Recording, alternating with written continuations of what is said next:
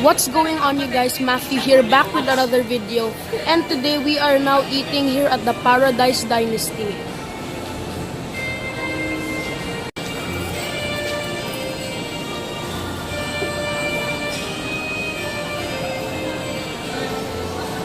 Okay guys, so we are now here at the Paradise Dynasty. We just got a seat and we just ordered our food, and I decided to go with their deep fried garlic pork ribs, and this restaurant actually opened just a week ago.